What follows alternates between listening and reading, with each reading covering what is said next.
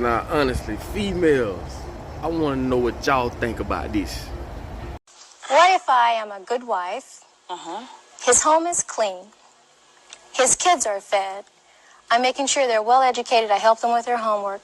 I'm a good lover in bed. I help him with the finances. And I say, look at that. He still took a walk. Well, that's something else that's been confused about my book. I advise black men and black women. I certainly tell men that if you are with a woman who you have been with for 5, 10, 15, 20 years, 6 months, 2 weeks, whatever it is, and that woman refuses to cooperate with your ideas, does not want to get with your program of right, whatever it is, then I tell those men, get rid of that woman and get another one. And I tell black women the same thing. If you are with a man that you cannot be in agreement with, then get rid of him and get with a man that you can be in agreement with. If the man you're with is not treating you the way that you want him to, and you feel that you have put in enough time to demonstrate your commitment and your sincerity of efforts to try to make the relationship work, I don't tell people to just stay in that relationship. I'm trying to teach us that we waste a lot of time being angry with each other and being dissatisfied in relationships. Get out of it and get with one where you can be happy. You say that the black woman would like to be a clone of the white woman.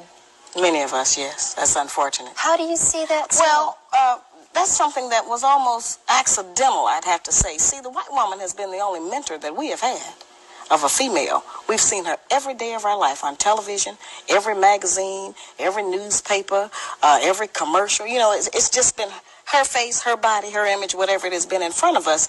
And so today we have the results of that. We have black women who are trying to dye their hair blonde, who are wearing blue and green contacts in their eyes, you know, who wear tons and tons of layers of makeup, who have changed their voice, who have hair weaves so they can have flowing long hair blowing in the wind, you know, like Brooke Shields or somebody, you know. And so that's been an accident. And as a result of us doing that, we have also adopted the women's liberation movement goals of wanting to be liberated from the man and have some kind of pseudo-equality. When while that may be true of the white woman and her plight with the white man, that's not really the black woman's business, because we haven't been under the control of the black man for over 500 years. So what do we have to be liberated from him from? Is there something wrong with trying to make yourself look better or more well, appealing? It depends on what standard you're using as being the goal of looking better. You know, if we think to look better is to put on a ton of makeup and have blue eyes, then there's something wrong with that, you know.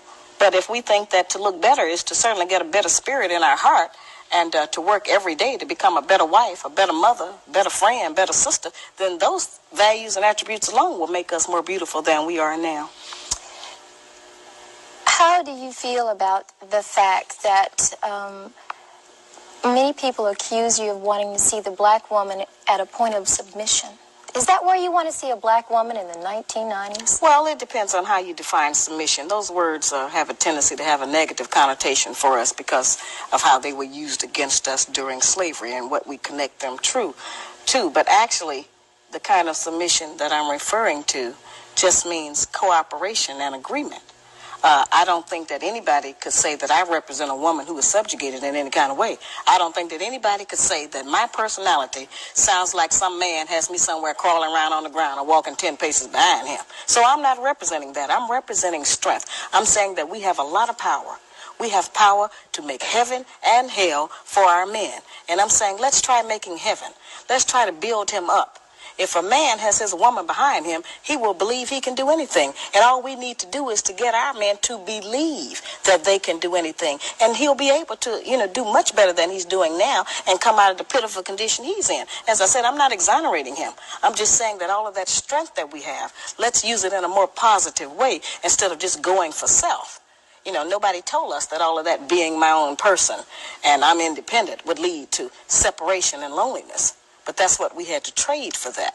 In order to have certain kinds of success, we had to give up the man because we can't find a man who will compete with us on that level. As I said, we say he can't handle us or he's intimidated by the fact I make more money than him. I think that by judging our men on how much money he makes, we have lost a lot of good men. Because as black women, if we decide that all of us are going to just determine whether or not we gonna have a man based on how much money he makes. Then won't none of us have no man. But because most black men don't have no money. There are many men not a lot of money. There are many men out there who don't want a woman. That's absolutely true. Who is not gainfully employed. That's just true. Works both ways. And one of the things that I have always explained about that, Raven, is that for my lectures, which I do all over the country, so I can give black people some ease and take some of the hysteria out of our communities that the book seems to have caused. I have security guards, not because of black women. We're going to do just what we do. We're going to fuss and we're going to cuss or do a little something, But I have it because of black men. Because the black man's guide to understand the black woman puts the black man on point. And it reminds him what he has allowed to happen to his woman and his family. Many black men become intimidated. They don't want to take responsibility for their women. They don't want the challenge. They don't want to be put on point. So they become overwhelmed. And it's them that go off. That's why I have security. Because most men know that this book puts the black man on point. It just talks about what slavery has done to the black woman. But it's really telling him what he has allowed to happen. Hold on. Come on.